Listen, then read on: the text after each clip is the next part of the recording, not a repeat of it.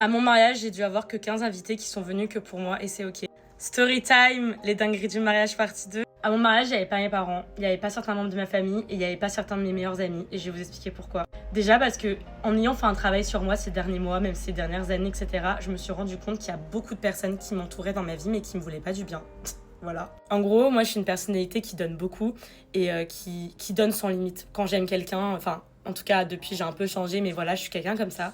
Et en fait, je me suis rendu compte au bout d'un moment qu'il y avait des gens autour de moi qui étaient toxiques, mais genre vraiment toxiques. Et en fait, je me suis dit, c'est mon jour, c'est mon mariage, j'ai pas envie d'inviter des personnes pour qu'elles arrivent.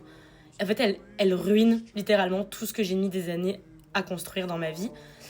Et qu'en fait, il y a un moment où, quand t'as été pendant 15 ans de ta vie dans des dramas familiaux, en fait, t'as pas envie de revivre ça le jour de ton mariage. Et du coup, volontairement, j'ai pas invité certaines personnes. Voilà, après elles l'ont prise ou pas, bien, je ne sais pas. Mais j'ai préféré à un moment donné être égoïste et penser à moi. Et notamment, je vais revenir sur quelques amitiés, etc. C'est vrai que moi j'ai tendance à beaucoup sacraliser les amitiés, enfin avant en tout cas, à dire c'est ma meilleure amie et tout.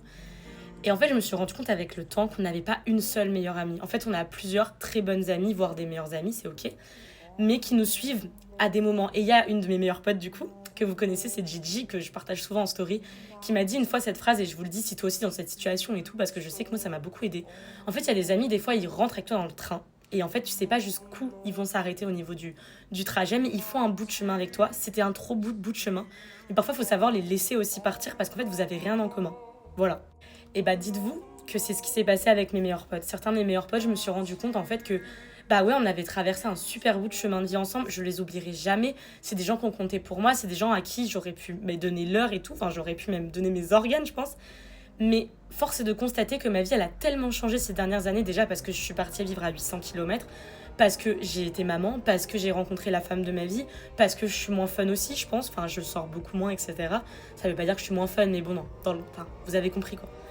Et bah je pense que c'est des personnes qui se retrouvaient pas. Peut-être qu'il y avait un fond de jalousie face à ma vie, je ne sais pas, je ne saurais jamais. Mais j'ai préféré à un moment donné stopper une relation qui, de toute évidence, devenait trop toxique. Et du coup, mon mariage s'est super bien passé parce qu'en fait, j'avais que des gens réellement qui comptaient pour moi et que je vois littéralement tout le temps. Et c'est des gens qui me ressemblaient aujourd'hui à l'instant T. Mélanie, qui je suis aujourd'hui, à mon mariage. Peut-être qu'ils me ressembleront plus dans 10 ans, peut-être que je leur en parlerai peut-être plus. Mais à l'instant T, c'est ce qui me représentait vraiment et qui représentait la personne que j'étais.